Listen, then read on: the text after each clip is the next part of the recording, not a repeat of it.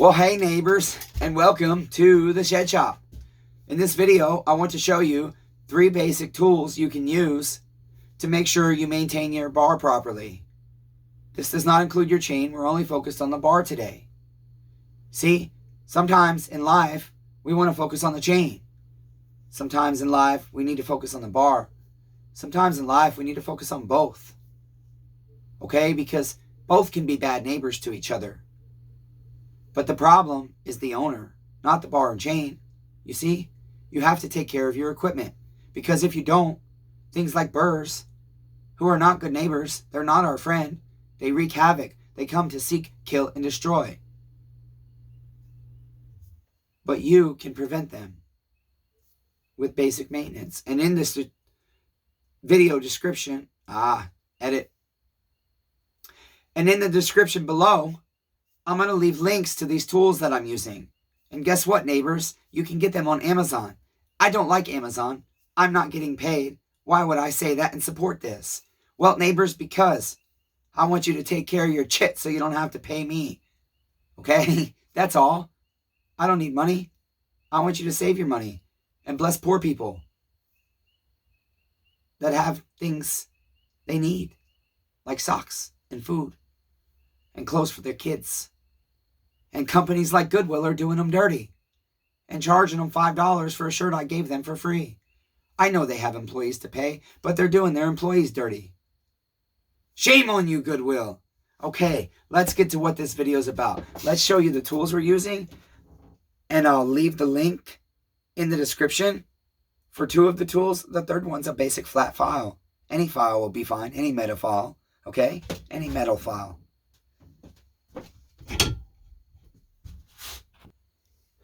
Okay, neighbors, we're working on a bar and chain for their MS310.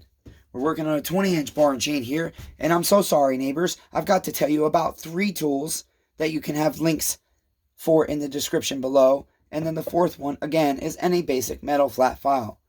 Okay, so the first tool is really awesome. I think I paid like $14. I do not remember. I'll remember as soon as I watch this video to remind myself to do the description. Anyways, neighbors, I'm messy, and this is how I remember things. And sometimes I'm not going to edit this stuff out for you. Okay? The link will be in the description. This thing is great for deburring. Neighbors, I've already done this side. You can see. But you took away paint, and you scraped stuff off. Yes, neighbors, because sometimes what's on the surface is not good. You got to get it off because it's not good for you. Burrs, they'll cut your fingers open. They'll ruin your chain, and they'll cause your saw to cut slow and overheat. Heat is not your saw's friend. It comes to seek, kill, and destroy your chainsaw. Don't let your saw overheat because you didn't want to deburr your bar. This tool is great. It holds your file at a 90 degree so that you don't have to worry about it. It does both the rail and the sides so you can deburr. Okay, we have to think about the rail being even. Mike, neighbor Mike, with the 028 here. Your bar, neighbor, I don't know that we can redeem that one. It's bad. I'll show you, neighbors, in another video when we do his saw. Okay, listen, neighbors, you can do this with a flat file. I like to, if I don't want to remove too much paint, I like to leave it just tilted, whichever side I'm doing. And you can. If you don't want to buy this tool and you got a flat file, now you can also leave it flat, but just understand your file only is supposed to file one way. Okay, neighbors? So you can do that. But I like things that are good neighbors. They make my life better and easier. This tool is a good neighbor. It makes my life better and easier. It makes my life better and easier. Okay, the next tool, I will leave the link in the description below, is you're going to need a little set. This set, you can measure all kinds of different things. You can measure your files. You can measure the width of your rail gap. You can measure your chain link width. And I believe there's a couple of other things you can do with this, but I don't always remember. These come with other sets where you can measure different things like the pitch of your chain. And I'll show you all of this in different videos. So it's very important. Right now, we have 4 different measurements. And these are 4 basic measurements you'll find very, very universal to bars and chains. You've got your 0.043 inches, your 0.050 inches, your 0.058 inches, which is very close to the 0.050, and 0.063. So basically, I already know I'm working with a 0.050 bar, so what I'm going to do is I'm going to start with my 0.063, and I'm going to see how wide.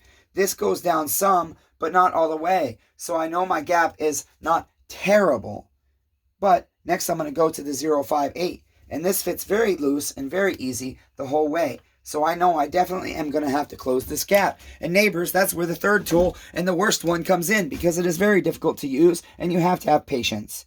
For me, I do not know. Some people roll it both ways. For me, I can only roll one way toward me, and I'm going to show you how to do that. But first, we have to deburr it. Okay, if we don't deburr it and we use this, it does not set right. We have to take the filth off first. We have to take the burrs off first, which are going to seek, kill, and destroy our chainsaw. Okay, neighbors? Burrs are bad. Hey, neighbors, I'm going to pause you and do this for you.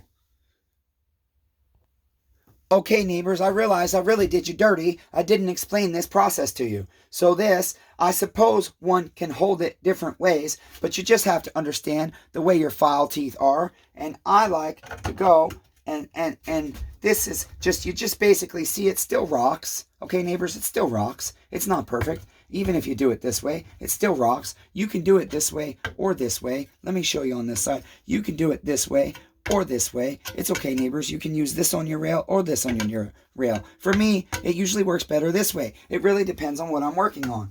And you just want to try and make sure you keep that at an exact 90-degree angle. This tool does make it much easier than a flat file.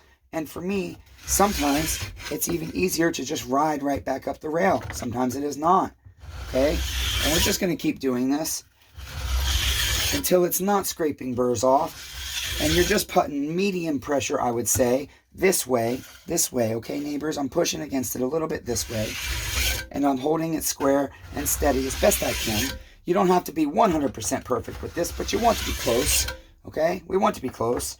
We're not restoring this chainsaw bar. We're just refurbishing it. There's a difference.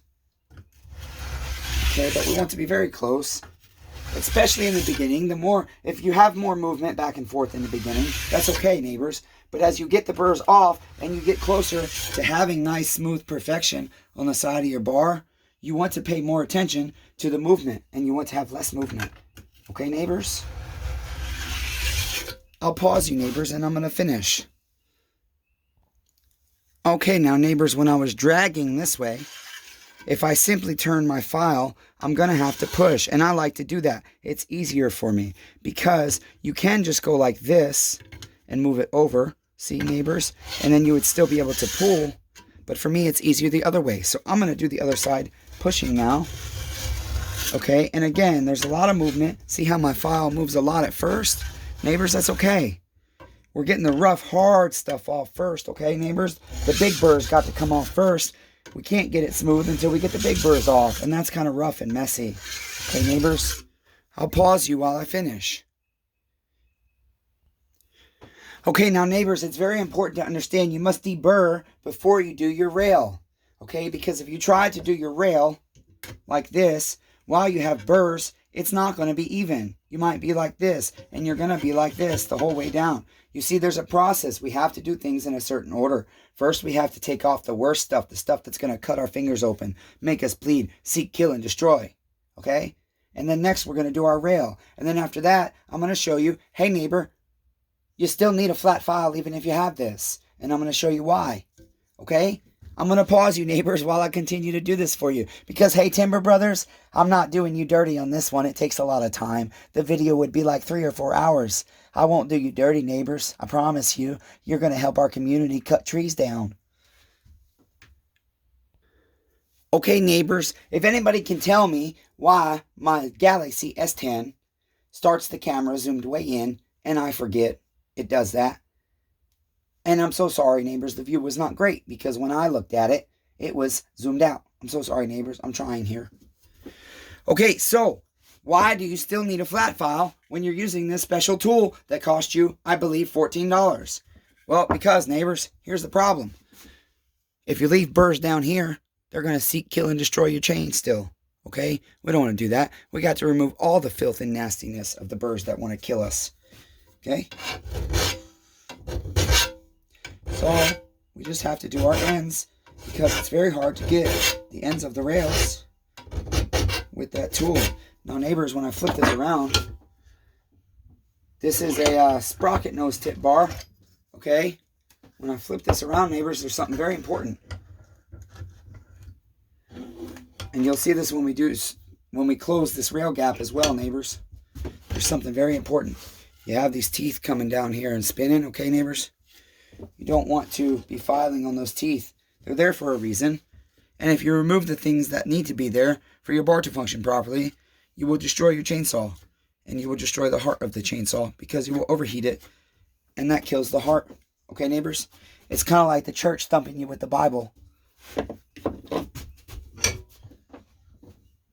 Okay, neighbors, I'm just going to move this up a little bit.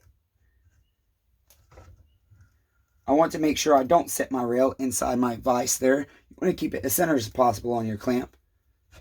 On your vise there, neighbors. Okay, bench vices are friends. It makes our lives easier.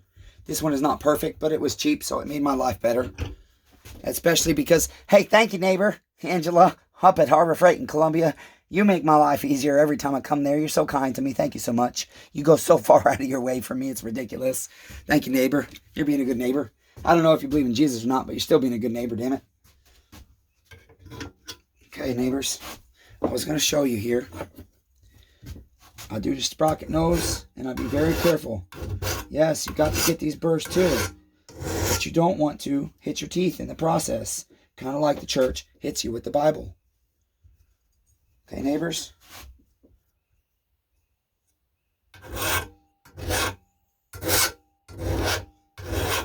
Just take your time, neighbors. Take your time. Do it right. Protect the heart. Okay, neighbors? You got to protect the heart. In order to protect the heart, we got to take care of all the surrounding attachments. And then when you do your rail, neighbors, it's really important. Okay? Start off gentle at first, but then you're going to have to start applying more pressure. Gentle at first. Okay? And as you remove the unevenness, you will apply more pressure.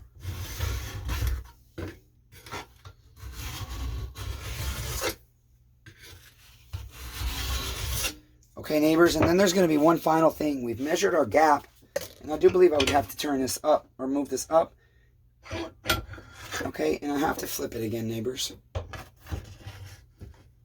I'm also not setting my vise too far towards my nose because we have to be careful. We don't want to ruin the tip of the bar. Sprocket nose tip. Nice and tight, neighbors, because you don't want this moving around on you. No matter how much it hurts, because you did your neighbors dirty, so you got to stay humble. Okay, the final thing, neighbors, which is the worst part, but I find if I only go backwards, it's much easier. Okay, there's multiple attachments on this. This sets the depth that this goes deep. And so I like to try and set it about the depth of my guide bar here. Okay, and so I'll just kind of do that roughly. Okay, and I just get an idea of how far down on my bar I need to go with my rollers. That way I'm closing my whole gap and only not the top of it. Not only the top of it. Okay, because if you only close the top, neighbors, the bottom of the tooth of the chain link is still going to roll around. Okay, neighbors, that's not good. That's pretending. That's fake. That's called hypocrite. Hypocrite. That's...